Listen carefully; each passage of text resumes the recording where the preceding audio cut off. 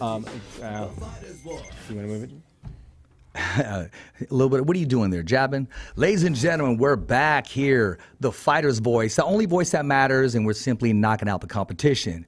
And speaking of knocking out the competition, we have a guest that just knocks everybody out of the industry and head of media relations, the director from Top Rank Boxing, Mr. Evan Korn on the Cob, bringing it live here in Fresno, I've never heard California. that one before, Richie, thank you. That was, all through elementary school, nobody ever called me Korn on the Cob, so you're the first. I'm not, I almost smell sarcasm. There wasn't no sarcasm at all. Are you gonna try corn dog next? Because I've never the heard man that. is who he says he is. He is badass, man. I mean, you can loosen up here with my man right here. You Oh can. no, Richie, Yes, it's a you can. pleasure, Richie, and no, it's part of the joy of coming to Fresno. Is always hanging out with you guys and press conferences and stuff. So it's a pleasure to be here. Thank you. Fight week's got it. Fight week's different sometimes, man, than the day-to-day job, I would imagine. You know what the funny thing is, fight week's kind of often the same as staying in the office because you have fight week, but then you're working on 5 other events because we have 30 shows a year, and so we have Herring Roach Fight Week, but we're working on Promoting Crawford, the upcoming, the Crawford Comey Conlon card of the Garden, and other upcoming announcements and fighter signings. So it never stops, which is an indication that the company is healthy and It is healthy, and so the day when I'm sort of twiddling my thumbs doing nothing is the day when I'm going to start worrying, and that has not happened. That's not why happened. Isn't there matches to be made? Why isn't there promotions? But I see you in action. You're literally sometimes you're either on the laptop or walking around with a laptop like it's a football in your arms, and you're just going well, back that's why and I forth. do that rather than fight because Constantly moving. I don't think that would be. You don't want to get punched in the face for a living? No, it's awesome. I leave that to the real warriors that we deal with. Well, speaking of real warriors, tell us about your staff because they move and they take care of business just like you do. I see everybody moving. I see guys in ties and suits moving constantly. They're just not sitting around. Yeah, no, it's really. I'd like to think it's a well-oiled machine, and even when it's not, I think we do a good job of making it seem that way. You have Lee, who's always making sure the fighters are where they need to be. The Hall of Fame. Lee's a fighter. I could go into everybody's roles, but special, shout out to Lee Samuels, one of only 2 publicists Hall of Famer, Boxing Hall yes. of Fame. I remember my first day on the job, he took me out for coffee, and he's talking about spending weeks in training camp in Palm Springs with Marvin Hagler, and he just really is sort of the epitome of patience and how to deal with the media, and sometimes it can get frustrating, but I always think, what would Lee do? And I can say I'm not always as even-keeled and calm as Lee Samuels, but I try to be. What are the difficulties you have to deal with when you deal with the media, and how do you iron it out? Honestly, most of the media is really cool to deal with. And even when Is there always that guy? No, in terms of the people that in the media, the Dan Rafaels and Kevin Iolis and Keith Idix, they're all very professional, and sometimes Dan will write something, you have a difference of opinion, but I'm not going to go nuclear on somebody because they have a difference of opinion or because they write something I don't agree with. That's the nature of the job. It's part of the gig. So, I think one of the things that since I've joined Top Rank, not to get too far into the weeds, is just people acting professional on press row. I don't like cheering. I don't like people. I see people getting autographs. Like, if you're here to cover a fight, cover the fight. Don't be a fanboy. Fanboy, I was gonna say, yeah. So that sort of stuff I try to crack down on. Utilize I'm the glad you opportunity you're do. giving I'm glad them. you do. I mean, and listen, and there's still improvements to make there. I'm not perfect at it, but something I try. Hey, at the end of the day, you got to spit out that content. That's why I think in boxing media, a lot of times people get away with stuff they would never get away with in other sports. And so there's a balancing act. You don't want to be a hard ass, but at the same time, you want to maintain a level of professionalism on press row, and it's sort of at your events. So it's something you deal with, and you just try your best. It's brand protection. It's not even brand, but it's just not a good look. with some people. No, it's For I mean, media row, if you yeah. see media right there and they're just not even paying attention, they're chowing down on some nachos and keep getting up there because they've been invited to the VIP and they keep bringing up all this freaking food and taking it's pictures. also, I don't want them, you have people like Dan Rayfield, and they've got to write a 1,200 word story in 20 minutes. Yeah. They don't have time for people jerking around on press row, not doing actual work, distracting people. So I've seen you that. try to make it a comfortable working environment for the people who are on deadline. Because I've been there before as a journalist. That's Yeah. a tough job. It Yeah, is. it's got to be on the fly pressure. I've seen Lee Samuels in action. And when he'll let you know if he sees something he doesn't agree with, man, that tiger will come out. Lee Samuels is the sweetest man. Yes. People say the nicest guy in boxing. No, he's like the nicest guy I've ever met. Period. But But Lee can Lee can let you have it. And when when Lee lets people have it, people go, "Well, Lee." Then they know they've messed up. There was When no Lee- middle ground. Yeah, They when know the they've nice messed up when guy's Lee mad, Samuels yeah. gets mad. That's for sure. No, I've seen him in action. Yeah, but there's a couple dealers that we've had at the casino that were like that. They were very collect, calm, nice, Right. and then you see them go off one day, and everybody's like, "Where did that come from?" Like nobody's ever seen that side of you before, and that's when you know they're very, very upset. So I can understand that. He's calm. My man's all business right now. I really want to ask you, what's it like a normal day, the day of the fight, and when do you get to say, okay, The day of the fight, it's. That's the most fun, man. It depends on the magnitude of the fight, how much media is there. So I can't really say what's a typical fight day like. But I get there for the first bell. Get quotes for the media. If media needs to go backstage, you escort them backstage, and then you send out the photos and a little short recap after the fight, and then you go back to the hotel, and it's like you can finally breathe. But like last week, there was other boxing on, so I went back to the hotel, Just started got working some on the frozen next yogurt, and I project. watched the Canelo Coppola fight. what'd you think of that fight?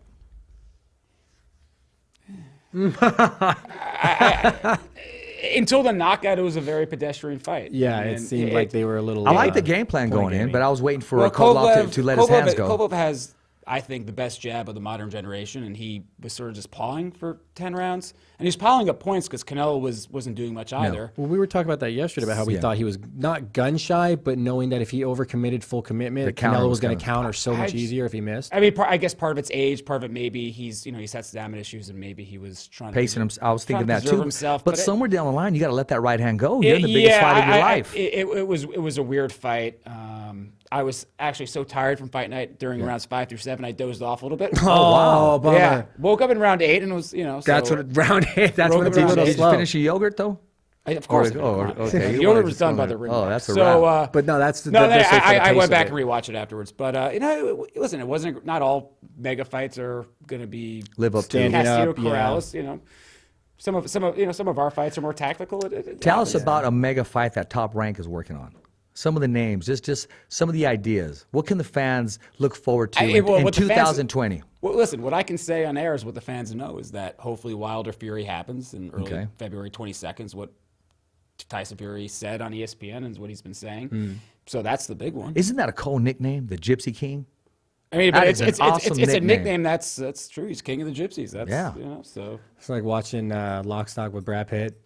That one where he was like king of the Pikes or something like that. No, That's what yeah, it well, was. it's called snatch. that's a word that that's sort of only travelers can say that particular word. So don't say that word around a traveler. No, Well, that's like yeah, their that- term for. That's like, their bad word. Yeah. Yeah, it's like their term. It's like you're not one of us. You can't really say that kind of thing. Exactly. But Yeah. he's something, that's for sure. Yeah, I mean, I love his testimony though, and what he's overcome, and where he's at now, and where he's going. Yeah, no, that's real. That's a real thing. I mean, I think maybe people doubt its authenticity because he's such a showman, so they think he's putting on an act, but he's really fully committed to sort of spreading the word on mental health. And it's funny, I don't even think he has a high school education. My father's been a therapist for 40 years, Yeah. and he saw an interview he did with Rich Eisen, and he goes, this guy would be an incredible motivational speaker. Like he thought he didn't know, if he didn't know any better, he would have thought he had a doctorate or something. I mean, he's that Articulated. special and I tell people that I don't know how long I'll have this job. I don't know how long I'll be in boxing, but I can rest assured that I will never run across another athlete like Tyson Fury. I never have before. You never will after. I mean, he's a once in a career, once in a lifetime personality. it's giving Bob Arum extra vigor. I mean, That's right. I mean, as long as Tyson goes, Bob will be there. That's for sure. Well, he's exciting. Wasn't he talking about definitely is. crossing over? What was he saying that he Oh, wanted? well, to... he done some WWE stuff, yeah. But He did the WWE. He was talking about MMA. Listen, Yeah, he he's trying to knows. cross How over. to, yes. He knows how to Okay, make the MMA. headlines. I mean, Oh, yeah, with Connor, yeah. No. No, he was going to have Connor train him, is what I was Well, he's hearing. gonna have Connor train him for a fight with like Not Nagano. fight. or See, this is something. why he does that, because you guys talk about it. And, Well, and because exactly. the Daily Mail will run a big headline saying Tyson Fury will go in MMA. He's an Yeah, absolute genius. I don't see that It's- happening. That's You know, for publicity. It's for interest. it's how many it's for times talk. has Floyd teased at a comeback, and maybe he will, but it's like because if he knows if he teases at a comeback, you guys will talk about it. Well, we Yeah. have to, man. I mean, We kinda- yeah, we have to. we also talk about Evan because Evan's the freaking man. He makes it happen. I mean, Even though I text him and I'll get a text like maybe 4 days later. Hey, yeah, Rich, how's it going? And I'm like, but I understand you're busy. But my the man. text will just say "Good afternoon," and I feel like it's. Don't say that to Rick because There's- Rick will get mad There's too. no. Where's the question? I'm like, I'm trying to break the ice, man. Do I say "Good afternoon" Okay, back? I don't, okay. I'm just gonna say, you come hey, with what's up, then I can tell you. I What's, am. I'm going to. I'm gonna say, you know what? What does it take? But what to get happens? Sometimes, sometimes people text, and then like what will happen is I'll get called in a fire drill, and then I'll forget about it, and then 3 days later I'll be looking through my text like, oh man, I forgot to text back Richie. So. No, okay. I'll be better. I'll be better. Okay, and Rich's good afternoon is a. What's going on, Evan? What can you tell me? What kind of news you got for me? I'll break in the ice, man. My suspicion is I kind of feel like he's sending out a good afternoon blast to every single person on his phone. No. That's what I'm thinking. No, So I'm very selective. Very selective. Stand corrected. My next was going to say, what does it take to get Tyson Fury to call in the fighter's voice? Well, now he's in England, so he's probably not up. I'm not mean right now. It's 3. It's I like where his answer was Yeah, at. There. It's yeah. like, I mean, the time. I don't mean right now this minute, but it would be nice to have listen, 5 minutes or 10 minutes. I think what it would take is him being in Vegas, me being next to him, and me sort of putting the phone to There his you go. ear. I think that's what it's going to be. I think that's what it would take. So To be honest with you, you my speak next him up so text much, is it's like his just to say hi. personality. Say, hey, are you in Vegas? Is Tyson next to you? Yeah, that's going to be every Is Tyson gonna- every week from here on out. Yeah. Maybe during the promotion he'll be in Vegas for the promotion for the if and when the Wilder fight. Yeah, Okay. I mean, the boxing side alone, I mean, you just make him sound like such an interesting person alone to want to. Listen, I don't make him. He dissect makes his brain. himself sound like that. It's it's not just me working on Tyson's publicity. We have a great publicist over in the UK who sort of handles that side, and it's sort of like you just put the ball on the tee and he'll knock it out of the park. Sorry for the bad reference, but sorry for the cliche reference, but that's true. Sometimes honesty is the best he policy. makes your job as a publicist a lot Listen, easier. listen. He'll have a cup of coffee with no sugar. When he gives it to you, it's sweet. He's It is. I like it. it. is. But he keeps you on your toes because he's very unpredictable. We were doing media tour, just phone calls, and I had to be like, had an interview with the Associated Press. I go, Tyson, you got to sort of play this one straight. The Associated Press is going to be Freddie Roach called him a genius. in many ways. Yeah, I mean, it goes to show you don't have to be college educated. You don't have to have gone to Oxford to be a genius. He's a genius in his own way. He's, I guess, the way he fights, people call, the way a guy like him or Lomachenko or Crawford fight, that's a genius in its own way. And the way he markets himself is genius. The way he markets and carries himself, the way he displays his brand, how he gets his image out there. He knows he's savvy. I don't think people give him enough credit for that. Well, I mean, like you said, we were talking about him just based on one hypothetical idea that he put out there as it was. And we were already talking about it. And he knows Exactly. it. Conor McGregor. Yeah, exactly. We were talking He about just that. And the minute he said, I'm going to threw cross that over to name. MMA. That's all he has to do is anything that he mentions right now. He can say, I'll be going to Disneyland because there's this new ride. You got to try this ride. Everybody's going to go down it, and they want to know why they want to try it. Exactly. Yeah. I think he's enjoying those top-rank ESPN paychecks. Oh, absolutely. And I was going to ask you, how excited were you when he signed with Top Rank? Well, and how long were you working on that deal? Well, do you have time for a quick story? Or Absolutely. Of course. Well, so I mean, when it comes to making the deal, I don't know how long that's a question for the Bob Arums and the Todd DeBuffs of the world. I mean, I'm much lower on the totem pole. It's not what I hear, though. Not what I hear. But what's funny was when the signing was happening, I got an email or phone call from Brad Jacobs, our COO, saying, "Huge announcement. We're signing Tyson Fury. Tell nobody. Don't even tell your coworkers. Don't tell." Usually usually I can tell the great Gardy Lopez, who handles our Hispanic PR. social media. No, don't tell anybody, and get a draft ready, and so that was I was in Hinckley, Minnesota for a Rob Brandt fight in the airport. So that was Tuesday. So we announced it the following Monday, and I probably a half dozen people at the company knew: Bob, Todd, Brad, our counsel Harrison. And a couple other people, so maybe 6 people, and That's pretty close to the vest. and so we announced it at about 7 a.m. Eastern on Monday, and so I was up at 4 a.m. making sure the press release went out, and then ESPN, he did a press conference, and the best thing was when the reporters were the guys like Mike Coppinger who break everything, and Dan Rayfield, I think it was Dan told me that he goes, I thought it was like some weird spam when I got near like top Tyson Fury. And so the fact, in this day and age, it's so hard to keep anything from the media. Yeah. So for us to be TMZ. able to TMZ doesn't really break boxing news, but from the Iolis or the Coppingers or the Keith Idicks of the world, They're always going to find out. always because there's, especially when a big fight happens, you have the promoters, and then you have the fighters, and they have managers, and they have people, and there's 25 different avenues for news to get out. For that not to get out from Top Rank side or Tyson's side or the Frank Warren. Yeah, just his camp alone. Or Somebody Frank knowing, Warren, our co-promoter with Tyson, that nobody let it out was such a shock. So to pull the wool over on Coppinger's eyes, for once was a nice feather in our cap. But it was crazy. I was so worried somebody would find out. And I was talking to Coppinger a few days before it came out. He's like, I hear rumors about this big thing. It turned out not to be the Tyson Fury signing, but I think he was trying to fish for some information. Yeah. trying to hear something like, there's something coming. So I was like, so at that point, He's going with the flow. He knew something was moving around. so no, but it ended up not being. I forget what it was. Ended up not being Tyson Fury, but I was freaking out. You thought somebody knew already. You were like, ah. Well, I was obsessed. I was that whole weekend. I was checking, Twitter, Tyson Fury, latest. And I was every single day, and then I probably got an hour's sleep that Sunday night, and then I woke up at 2 a.m. and I'm checking every. Probably even had a denial speech ready. Like, no, we did. didn't sign him. If somebody breaks it, then you just You just say kind of nothing. roll with it Picture at of that him point. with a nothing and top then you rank announce shirt on, Yeah. So that was definitely that was That'd the be fun, something, right? That was the fun part. That's the fun part of the job. So you have this huge information and you can't really tell anybody. And How hard is that? that's not hard. It's like being the doctor of a gender reveal. No, that's and it's like your sister, and you're like, I already know. When your boss says, "Evan, do not tell anybody," Yeah. it's not hard at all. Yeah. I mean, you want to tell people, but you realize for job security purposes, you should they'll not. dig and dig and dig. I'll bump into some people and they want to dig. With Fury signing with Top Rank and ESPN, like nobody was even like thinking. Suspecting? Yeah, because at that point, if you remember, it was the Wilder rematch is going to happen. Yeah.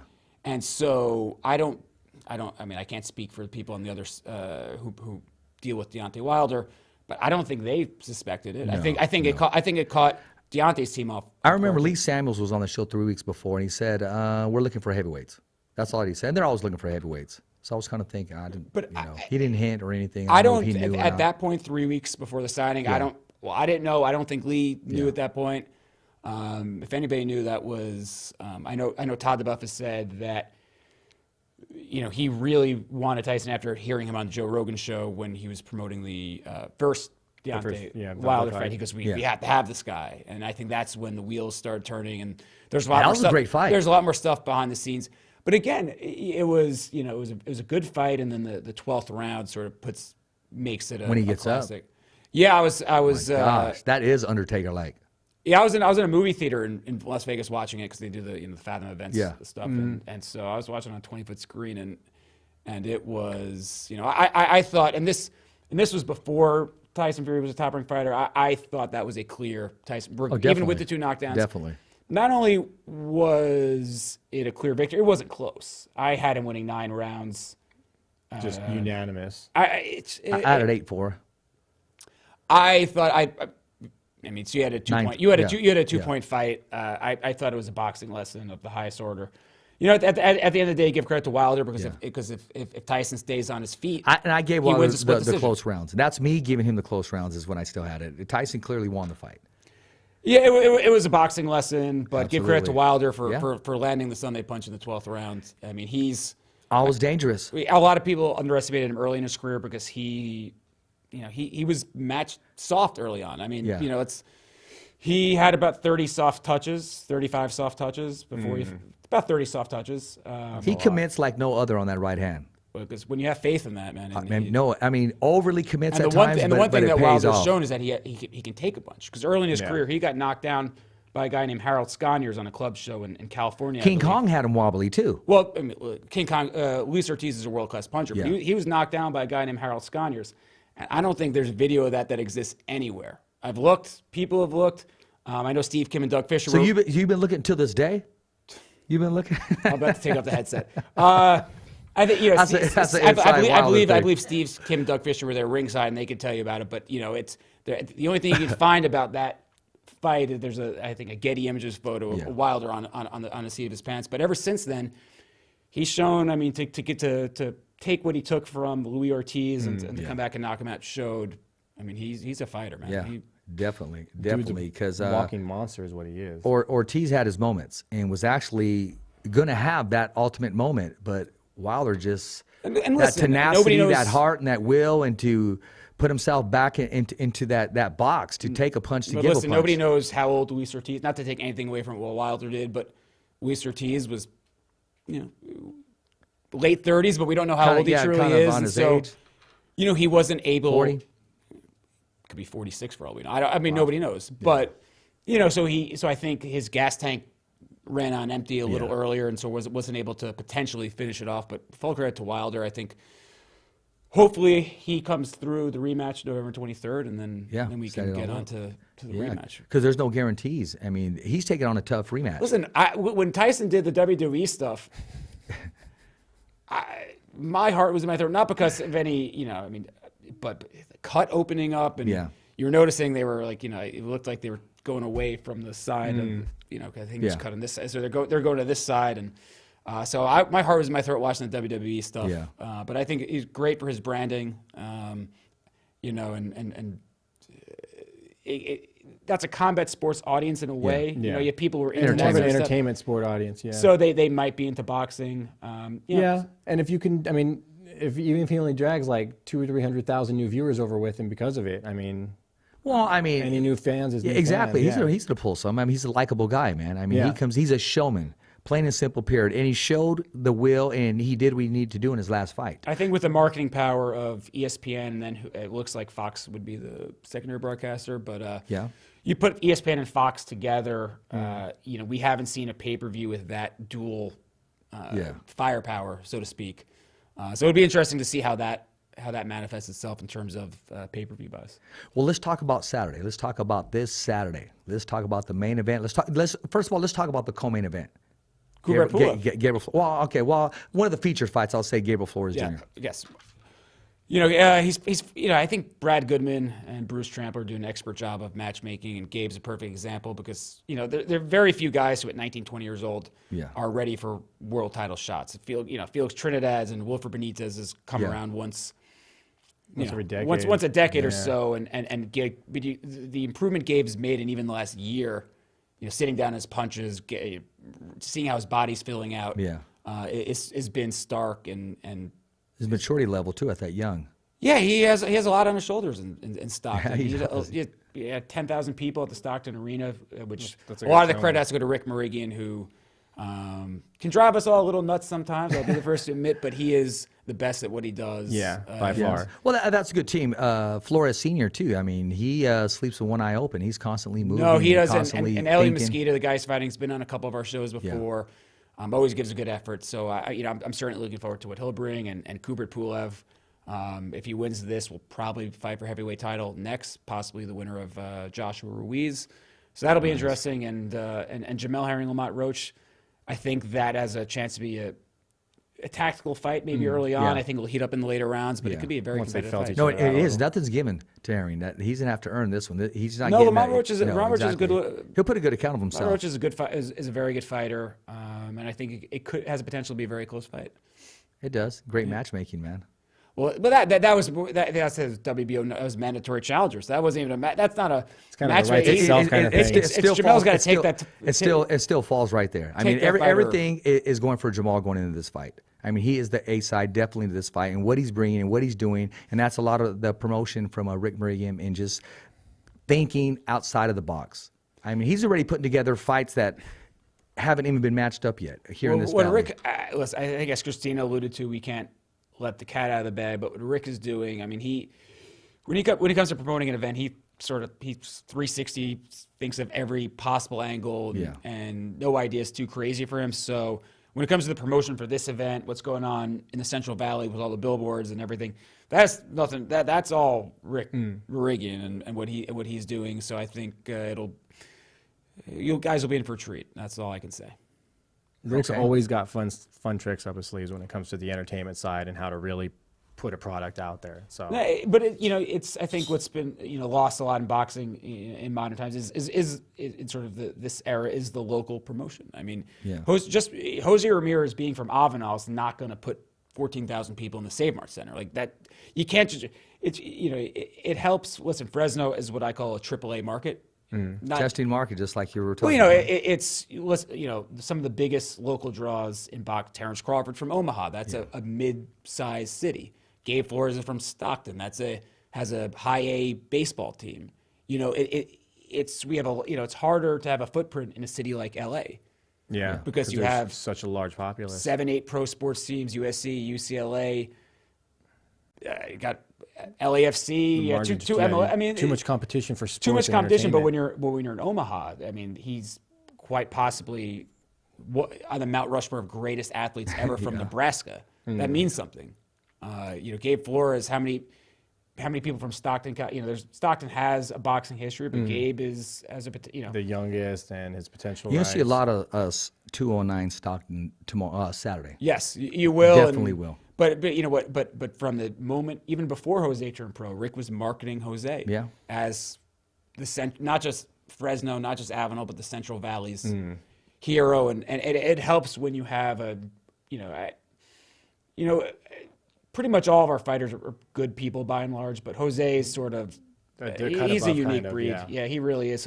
That's that upbringing. That's a whole journey, and that's a whole story in itself. His upbringing from his father. Or mayor yes, he will too. Senate, and his brother Luis will be managing as well. Yeah, some so capacity. Jose will be politics once his eventually. fighting career is done. Yeah, he'll politics for sure. He's just a natural leader. People want to hear him talk because they want to hear what his thoughts are on it. So. And I know like things like with the water rights for the local farmers. I didn't even know that was a thing. So the Jose brought. So he's teaching me. He's teaching a lot of people. Bringing ears. Well, even Bob talked messages. about it when he was in Fresno 2 years ago, and he nailed it. He was just. Going to town on Trump. He was going to town on Trump. He's going to town on Devin Nunes. Went back. We were back here last September because of it was 2 months before the election. Yeah. So whenever it was election season, we were in El Paso the week before Election Day. So he was stumping. He had a Beto hat. Yeah. He was on the front page of the El Paso newspaper.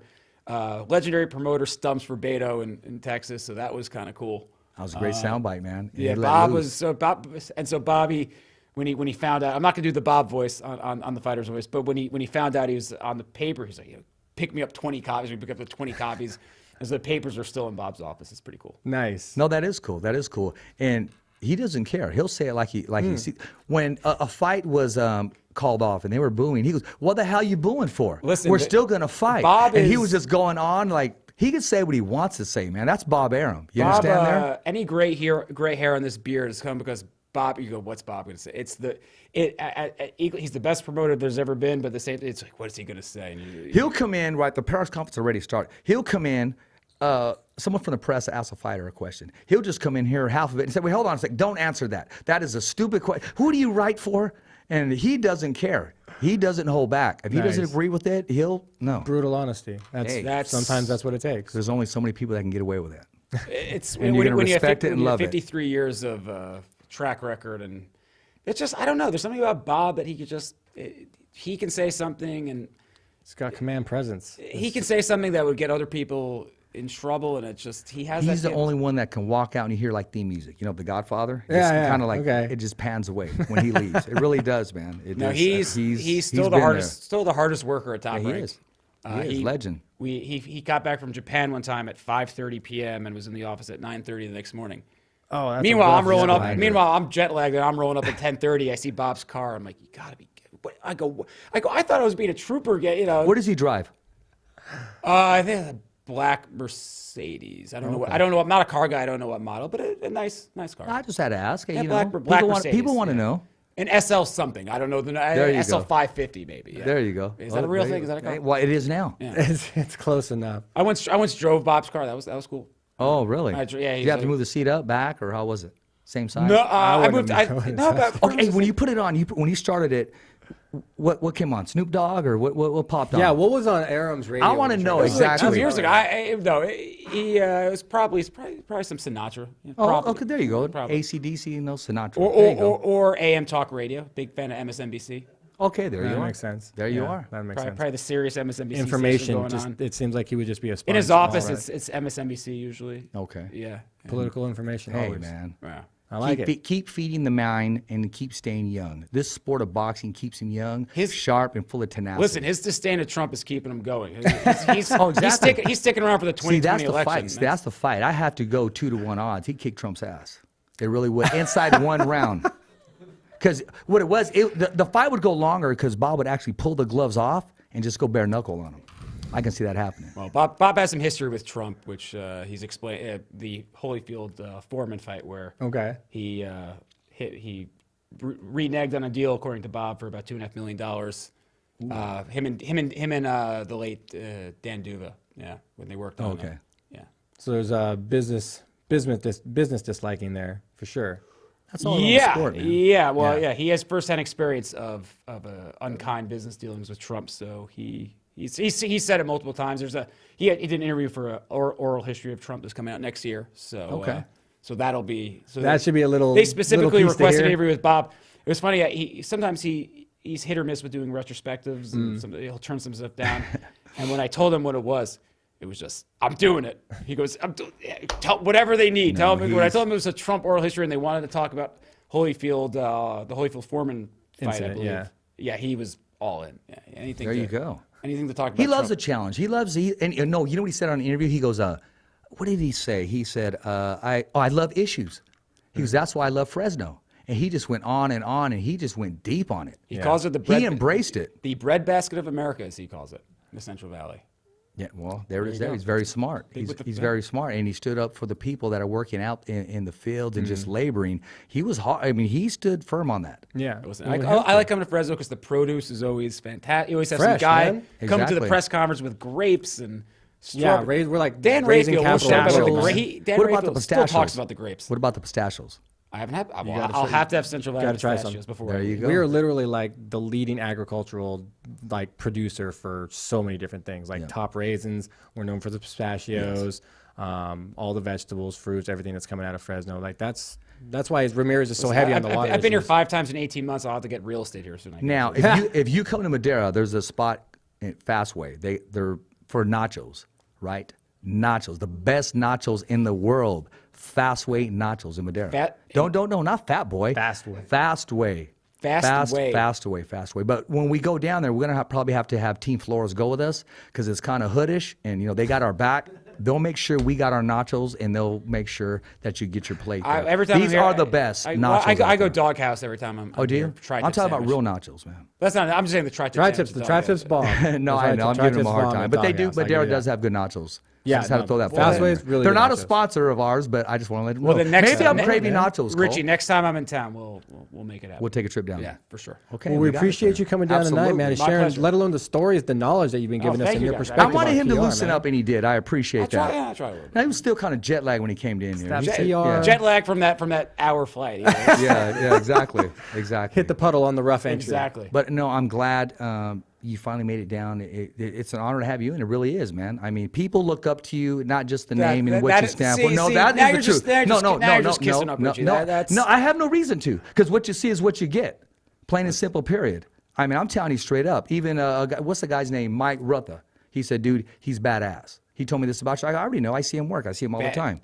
Listen, I Badass got a isn't one good. fight in my life in 4th grade. Got my nose bloody, so that fighting's not for me, man. Hey, man, no, serious. I I don't have to do that, really, and I choose not to. I appreciate it. No, I really don't. And I didn't do it, and then we got blessed. I want to thank Rick Meridian again for hooking us up with some tickets. We'll be giving them away on the Fighter's Voice. Another rookie mistake. Look, right at the mark. That's 3 times they're out. 3 strikes. It's because Poncher is here. That's what it is. That's what it is, man. As soon as I found out I was here, I was like, okay, let me get my notes. I didn't even look at my notes and just relax. Just send him into the zone. When you got a future Hall of Fame here, stuff that's like what I'm that saying. happens. Yeah, it throws you off a little. It does. And then slam dunking the show. Yeah. The Korn man himself, man. Making it happen. So before we cut you loose, Evan, is there anything you want fans to know about, things to look forward to besides the obvious Saturday night fights? Well, if you don't want to spend time with your family this Thanksgiving, come to Las Vegas. We got Oscar Valdez and Carl Frampton at the Cosmopolitan. That's be bad too. So yeah, I don't have to get on a plane to go. You know, my family comes to me, so it'll be good. Nice, awesome. Yeah, $20 gets you in the door at the Cosmo. So November there you 30th, guys. come on down. Vegas. There you go. I don't know if people who follow me on Twitter know this. It's on ESPN Plus, which I don't think I've ever promoted ESPN Plus on my Twitter. I'm kidding. It's literally every tweet. You corrected me before because I put ESPN. No, Richie, ESPN Plus. Listen, if you got to come correct with the broadcast. Hey, man, I did, man. I did. I appreciate it. I stand corrected. It's the plus, and hey, you learn from mistakes, man. A life lesson. So, nice. yeah. I'm not I know you're subscribers, so we're good. Yes. Nice. Well, thanks for coming down, man. We appreciate your time, your knowledge, as always, guys. It's great having Top Rank in. It's a pleasure for us and a pleasure for our fans to be able to give them the knowledge and the backstory, the stories, just the stories alone. Yeah. It's stuff they won't hear just randomly. You're not going to hear that on a random airing or anything. You actually have to know the people that have been there and seen that kind of stuff. Thank you. Anytime you want me back, I'll be back. Cool. Hey, you heard it. You heard it. Hey, ladies and gentlemen, I hope you enjoy the show. Don't forget to subscribe. I'm giving away tickets. www.youtube.com/thefightersvoice. Subscribe. I'm going to give away tickets. As always, it's a wrap here, Fresno, California. Thumbs up for Richie. Okay, fight fans, it's not goodbye, but until next week. Remember, it's always voiceography at its finest. So on behalf of Richard Ortiz, Cole Escovedo, the special guests, and all the crew right here at the Kick-Ass Podcast, saying hasta luego, babies. And always, thanks for listening.